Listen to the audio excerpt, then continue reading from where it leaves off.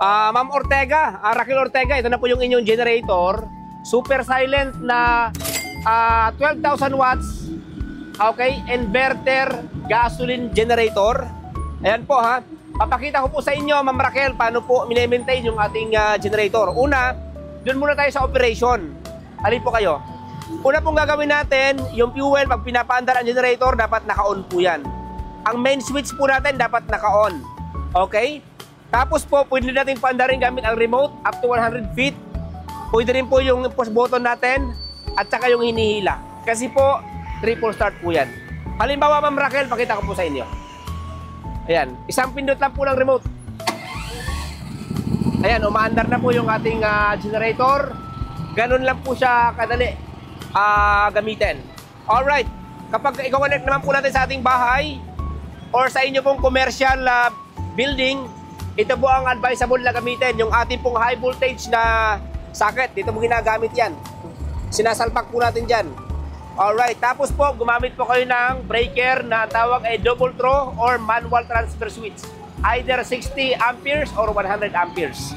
Tapos po, Ma'am Raquel, ito po yung mga indicators po natin. Output, ibig sabihin to 20 volts na lumalabas. Overload, iilaw po yan kapag sobrang nakasaksak. Oil alarm, iilaw po yan kapag mababa na ang level ng langis. Nangyayari po yung kapag gamit lang po tayo ng gamit, hindi tayo nag-change oil. Dapat regularly, nag-change oil po tayo.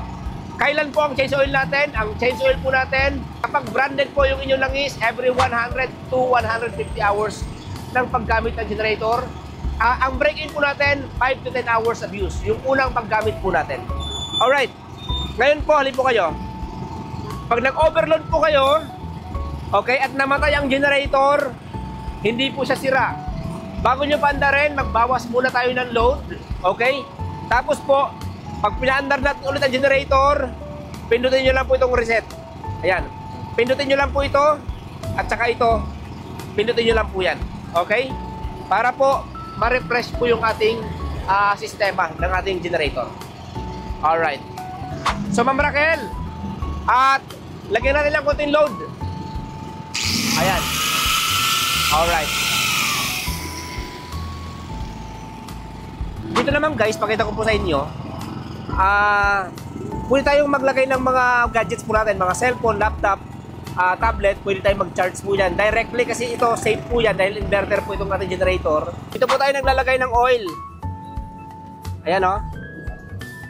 May imbudo po na kasama yan. Ayan, buksan nyo lang po yan. Okay? Ngayon, ang nilalagay po natin na oil sa 18W30, ayan o. 100